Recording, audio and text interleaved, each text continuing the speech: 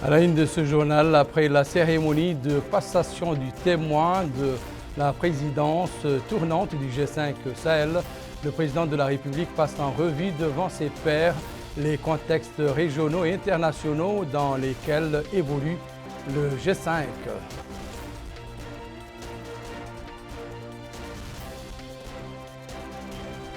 Le département de la santé organise une rencontre avec ses partenaires centrée sur le financement de la couverture sanitaire globale. Notre pays et la compagnie Shell signent un accord d'exploration et de partage de production au niveau de la section C2 du bassin côtier dans les eaux territoriales mauritaniennes.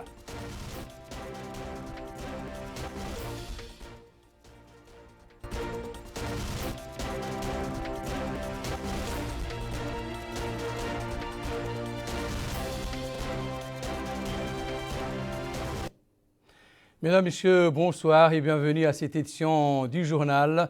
Retour sur les grands axes du discours du président de la République, Mohamed Ould Cheikh Al Ghazouani, devant ses pairs du G5 Sahel, réunis hier à N'Djamena dans le cadre du 6e sommet extraordinaire de leur groupe, sommet au cours duquel le chef de l'État du Tchad a passé le témoin de la présidence tournante du G5 Sahel au président de la République. Remerciant ses pairs pour leur confiance, Mohamed Ould Cheikh Al Ghazouani les a invités à tout mettre en œuvre afin de préserver et de renforcer le G5 Sahel, qui reste, a-t-il dit, le cadre le plus approprié pour relever ensemble les défis sécuritaires et de développement auxquels ils font face. C'est une synthèse infographique de Mohamed Khattat. Un important discours qu'il a prononcé lors des travaux du 6e sommet extraordinaire du G5 Sahel, tenu hier lundi à N'Djamena. Le président de la République, M. Mohamed Ould Cheikh Al Ghazouani, a rappelé qu'il s'est mû par un esprit de solidarité, d'entraide et d'appropriation de leur destinée commune que nos pays ont créé en 2014 le G5 Sahel, afin de mutualiser leurs moyens et de mettre en synergie leurs efforts en vue de faire face aux grands défis de sécurité et de développement auxquels ils faisaient face. Il a précisé qu'en dépit d'un contexte régional et international plutôt défavorable, la jeune organisation a su très rapidement se faire une place sur l'échiquier politique et diplomatique international et mobiliser ses partenaires autour de ses programmes de développement, de gouvernance, de résilience et de sécurité. De même qu'elle a aussi mis en place une stratégie pour le développement et la sécurité, ainsi qu'un programme d'investissement prioritaire élaboré pour la période 2019-2021 qui a été décidé durant le dernier sommet ordinaire du 15 février 2021 d'actualiser pour prendre en compte le nouveau contexte de dégradation de la situation sécuritaire. Outre son action en matière de développement, a-t-il souligné, notre organisation a, sur le plan sécuritaire, réalisé des avancées indéniablement appréciables. Ainsi, à titre illustratif, les canaux d'échange et de coordination se sont nettement renforcés entre les forces de défense et de sécurité nationale.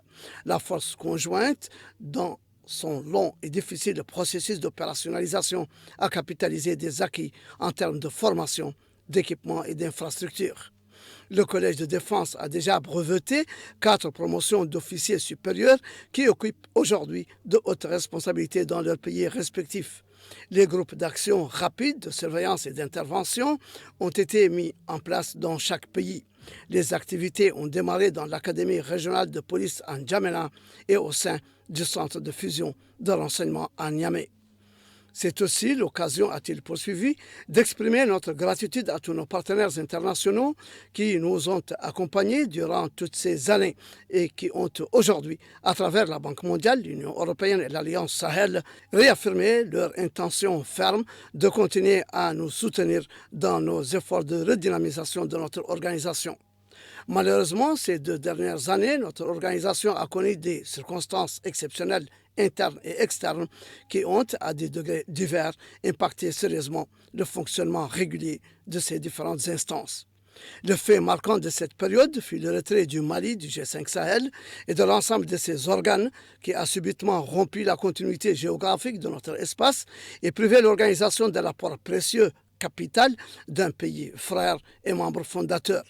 Alors qu'au moment même, les groupes terroristes renforçaient leur présence dans la zone des 3 frontières, faisant des milliers de déplacés internes et un nombre, jour après jour, plus important de pertes en vies humaines. Ce fut douloureux pour nous, a indiqué le président de la République, mais nous sommes cependant résolus à continuer à œuvrer pour le retour de nos frères maliens dans la famille G5 Sahel, qui est et restera toujours la leur. Tout comme nous sommes fermement résolus à continuer à mutualiser nos moyens et à mettre en synergie nos efforts pour relever ensemble les défis sécuritaires et de développement auxquels nous faisons face, le G5 Sahel étant le cadre le plus approprié pour cela. Nous devons tout mettre en œuvre afin de le préserver et de le renforcer. La tenue aujourd'hui de ce sommet extraordinaire confirme bien notre forte détermination à travailler activement dans ce sens. D'ores et déjà, il y a lieu de se féliciter de l'adoption par les ministres en charge de la Défense, ici même en N'Djamena, le 10 janvier dernier, du projet de nouveau concept stratégique d'opération de la force conjointe qui vient de nous être présenté par le secrétaire exécutif. En effet, il est indispensable que la force conjointe reconfigurée soit renforcée et dotée de moyens nécessaires pour retrouver son dynamisme en étroite coordination avec les forces armées nationales. De même, en matière de développement, nous devons rapidement procéder à l'examen et l'adoption de nos instances, de la stratégie de développement et sécurité et du programme d'investissement prioritaire 2023-2025, redynamiser les programmes inachevés et en suspens, œuvrer afin que nos partenaires renforcent et concrétisent davantage leurs engagements à nos côtés. Nous avons tous en mémoire, a insisté le président de la République, la conférence de Nouakchott des bailleurs de fonds en 2018 pour le financement du programme d'investissement prioritaire qui a connu de fortes annonces, restées cependant jusqu'ici faiblement concrétisées. Nous devons de faire preuve de réalisme et de veiller à la préservation des résultats si chèrement acquis. Triompher du terrorisme et des grands défis du développement est un objectif raisonnablement envisageable pour des pays solidaires et mutualisant leurs moyens, mais absolument inaccessible pour des pays qui affrontent des défis sécuritaires communs en ordre dispersé.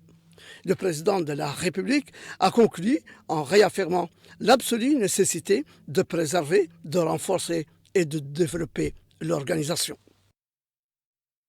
Le premier vice-président de l'Assemblée nationale, le député Sidney Sokhna, a eu ce mardi à Nouakchott une entrevue avec la délégation des experts du groupe indépendant de haut niveau sur la sécurité et le développement dans la région du Sahel, conduite par le professeur Youba Sokhna. La rencontre a porté sur de nombreux axes liés à la sécurité et au développement dans la région du Sahel africain et les défis essentiels pesant sur les pays de la région. Le financement de la couverture sanitaire globale faisait ce matin l'objet d'une rencontre entre le ministère de la Santé et ses partenaires de l'OMS, la Banque mondiale et avec la participation de plusieurs départements publics. Les participants ont planché sur l'actualisation de la stratégie nationale dans le domaine sanitaire. Aminata Khan.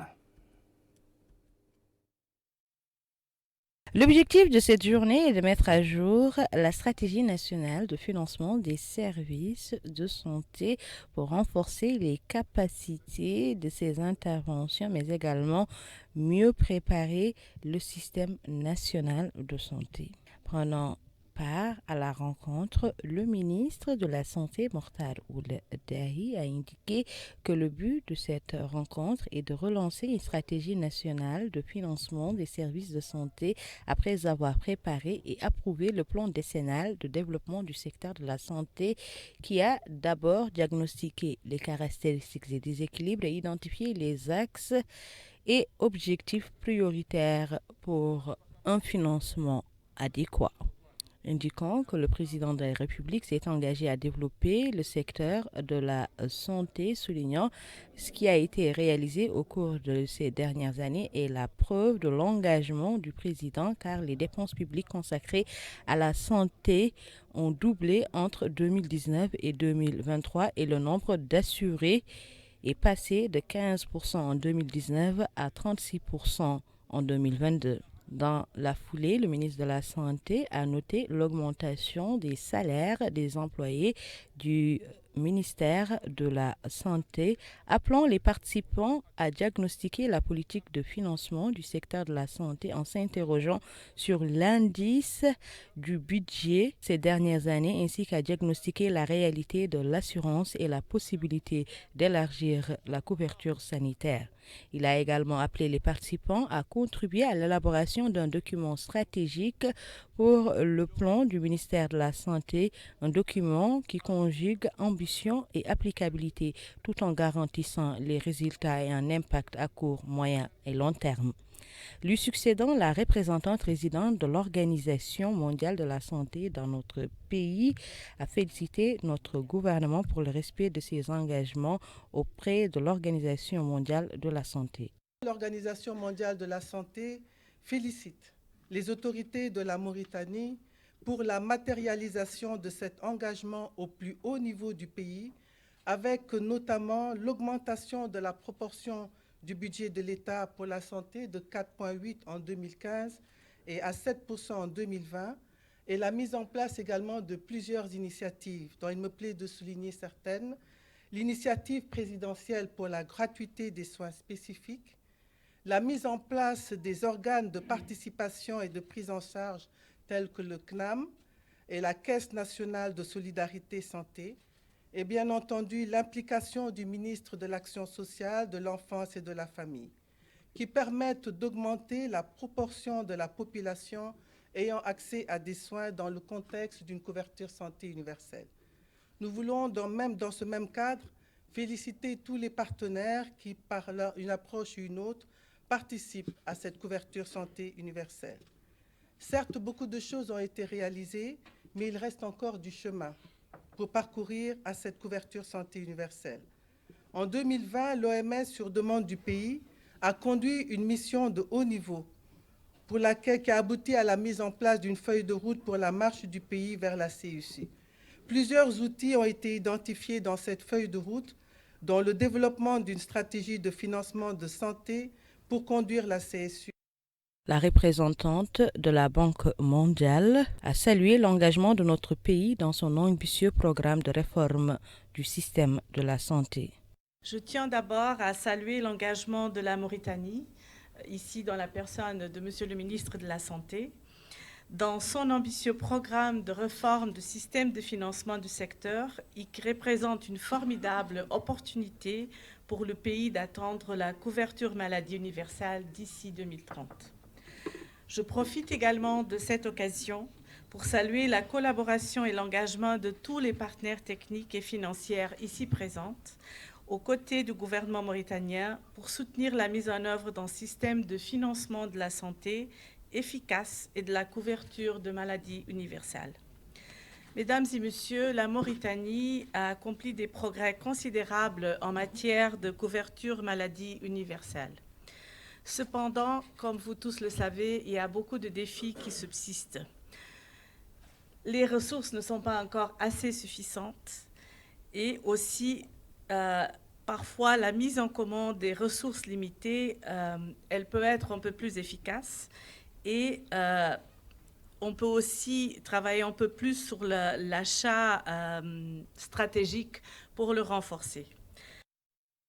Il est à noter que cette rencontre est organisée par le ministère de la Santé en collaboration avec l'Organisation mondiale de la santé et la Banque mondiale.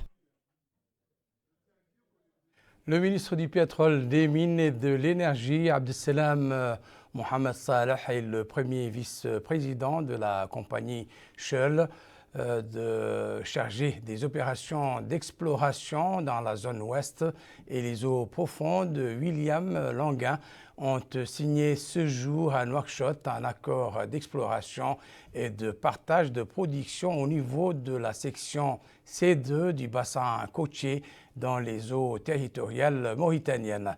L'accord vise à élargir l'espace des relevés sismiques 3D dans les endroits précis supposés contenir des hydrocarbures. Abdoul Adamaba.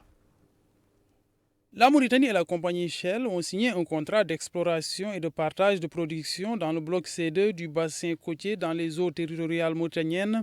Cet accord est signé suite à l'activité sismique de 6205 km menée par la compagnie Shell dans le bloc C10. Les analyses qui ont été par la suite effectuées ont fait état d'un potentiel réservoir d'hydrocarbures. La signature de cet accord et l'extension des activités de Shell montre que les efforts entrepris par le gouvernement mauritanien pour améliorer l'attractivité du secteur pétrolier et du secteur minier pour l'investissement étranger sont couronnés de jour en jour de succès. Et ceci, comme vous le savez, est une orientation extrêmement importante pour le président de la République qui nous a donné la mission d'accélérer l'investissement en Mauritanie, et notamment l'investissement étranger pour développer nos ressources pétrolières, gazières, d'énergie renouvelable et minière de façon synergétique. Donc cet accord aujourd'hui est une nouvelle étape qui vient après la signature au mois d'octobre de l'accord pour Birala, qui est un champ de gaz. Et ces deux accords en même temps montrent encore une fois l'importance de notre pays pour les grandes sociétés. Shell est, comme vous le savez, la 4e plus grande société mondiale. Bill Langel, vice-président des opérations d'exploration dans le monde de la compagnie Shell, a remercié le ministre du Pétrole, des Mines et de l'Énergie pour la qualité de la coopération entre la Mauritanie et la compagnie Shell. Renforcer les capacités techniques dans les cellules genre des ministères et agences spécialisées de l'État, c'est l'objectif du ministère de l'Action sociale, de l'enfance et de la famille qui a démarré ce mardi avec le concours d'IPNUD, une formation de 2 jours dans ce domaine. L'atelier vise par ailleurs à initier les participants à la formulation des plans d'action prenant en compte le genre social. Amina Mentakhlil nous en dit plus sur cette formation. La présente formation de 2 jours permettra de renforcer les capacités techniques du genre dans les cellules genre des ministères et agences spécialisées de l'État et de définir les grandes lignes de stratégie et plans d'action genre de tous les secteurs et ministères. Dans le discours qu'elle a prononcé à cette occasion, la ministre de l'Action sociale, de l'enfance et de la famille, Mme Safiya Mtentaha, a fait un bilan des efforts et réalisations accomplis en faveur de l'épanouissement des femmes mauritaniennes et leur autonomisation dans tous les domaines, conformément aux orientations du président de la République, M. Mohamed Ould Cheikh Razouani, aux préceptes de l'islam et aux conventions internationales. Elle a souligné que son département déploie de grands efforts pour renforcer le rôle et les capacités des cellules sectorielles genre afin de leur permettre de formuler des plans d'action prenant en compte dans leur conception et leur planification le genre social, conformément aux buts et objectifs de la stratégie de croissance accélérée et de bien-être partagé. La ministre a exprimé ses remerciements aux partenaires au développement pour leurs efforts visant à accompagner le ministère dans l'exécution de ces différents programmes visant l'autonomisation des femmes dans tous les domaines. De son côté, le représentant résident du PNUD, M. Mansour Ndiaye, a précisé que la certification du programme Gender Quality Seal lui a permis de consolider sa capacité technique d'œuvrer en faveur des hommes et des femmes de manière égalitaire et de promouvoir un environnement de travail favorable. Le PNUD, avec ses partenaires, a donc cette volonté résolue d'appuyer le gouvernement de la République islamique de Mauritanie à formuler des politiques et stratégies sectorielles, à mettre sur pied une plateforme de partenariat, donc des parties prenantes du secteur tant public, privé, mais également de la société civile. Il est à noter que l'atelier de 2 jours, qui débute aujourd'hui, regroupe différents acteurs de différents départements ministériels, des représentants des autorités administratives et sécuritaires, et qu'il est organisé par le ministère de l'Action sociale, de l'enfance et de la famille, en collaboration avec le Programme des Nations unies pour le développement. Signature ce mardi d'un accord de partenariat entre le ministère de l'Emploi et de la formation professionnelle d'une part, la Chambre nationale de l'artisanat et des métiers et le regroupement des organisations et associations des chômeurs d'autre part. Les 3 partenaires ont convenu de promouvoir les métiers et les professions. Mohamed Khattat. C'est une signature de deux conventions de partenariat entre le ministère de l'Emploi et de la formation professionnelle d'une part et la Chambre nationale de l'artisanat et des métiers affiliés, le regroupement des associations des chômeurs qui s'inscrit dans le cadre du programme Mihnati visant la promotion et la valorisation de l'artisanat, des petits métiers et des professions libérales. L'occasion pour le secrétaire général du ministère de l'Emploi et de la formation professionnelle, M. Cheibata Habib Sidi Mouloud, de souligner qu'il s'agit d'un événement important pour le département et pour de telles associations nationales exerçant dans de nombreuses professions et dans plusieurs métiers, puisque ces conventions contribueront à les aider à surmonter les obstacles, à résorber le chômage dans les rangs des jeunes et de permettre à ces derniers de contribuer à l'œuvre de construction nationale. Pour sa part, M. Ali Oulendala, président de la coordination des associations et regroupements des chômeurs, il a remercié le département qui, a-t-il dit, s'emploie à changer les mentalités.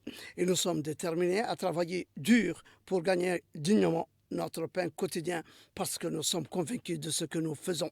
De son côté, la présidente de la Chambre nationale de l'artisanat, Mme Mounina Mohamed Saleh Keshnedra, a indiqué que cet appui constitue une mise en œuvre effective des engagements du président de la République, M. Mohamed Ould Cheikh Al-Qazouani, soulignant que l'artisanat et les autres métiers font partie des priorités du programme Ta'ahoudati visant à soutenir, améliorer et développer les professions libérales, en particulier l'artisanat, en sa qualité de principal vecteur de l'économie locale.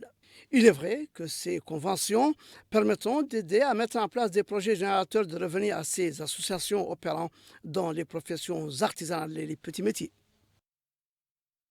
Nouakchott a abrité aujourd'hui la première réunion africaine pour l'inscription des jeux traditionnels de damier sur la liste du patrimoine immatériel de l'ICESCO et de l'UNESCO. La réunion a été l'occasion pour les différents intervenants de souligner l'importance de la préservation du patrimoine culturel en tant que reflet de l'identité des peuples. Aminata Khan.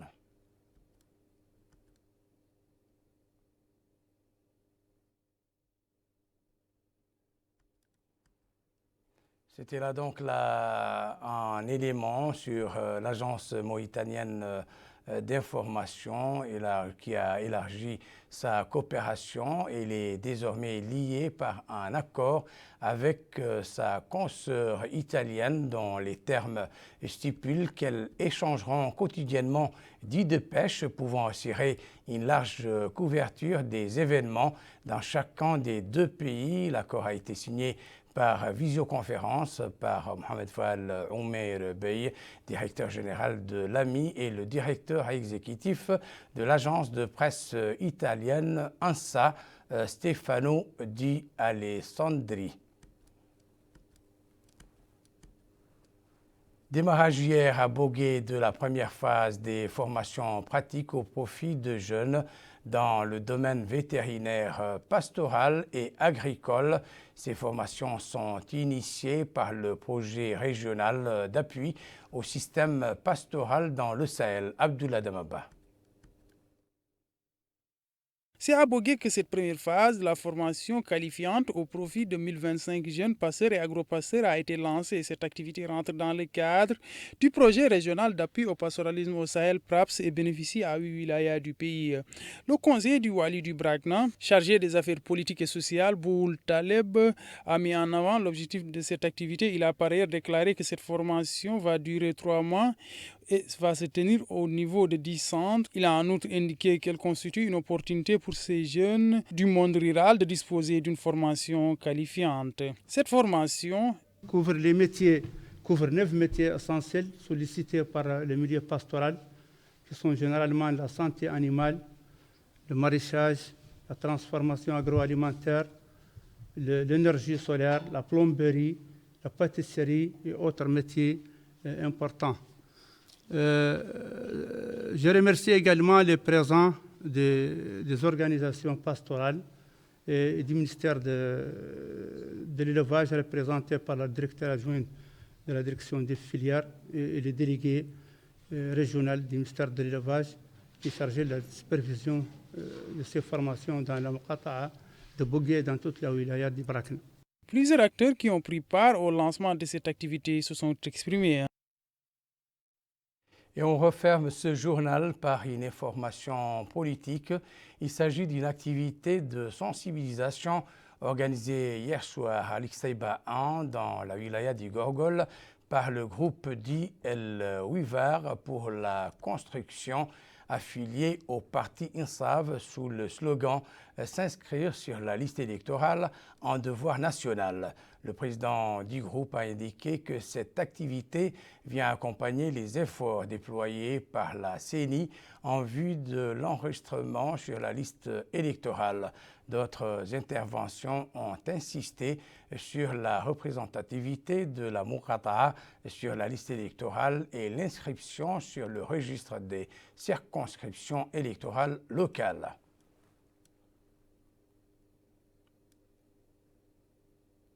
Le rappel à présent des principaux titres de cette édition.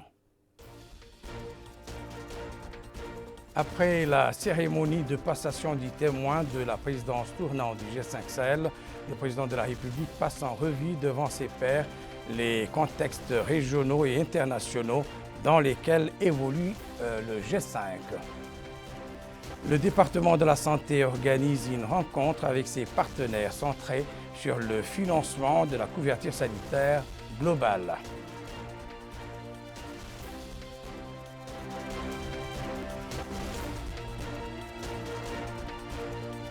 Notre pays et la compagnie Shell signent un accord d'exploration et de partage de production au niveau de la section C2 du bassin côtier dans les eaux territoriales mauritaniennes.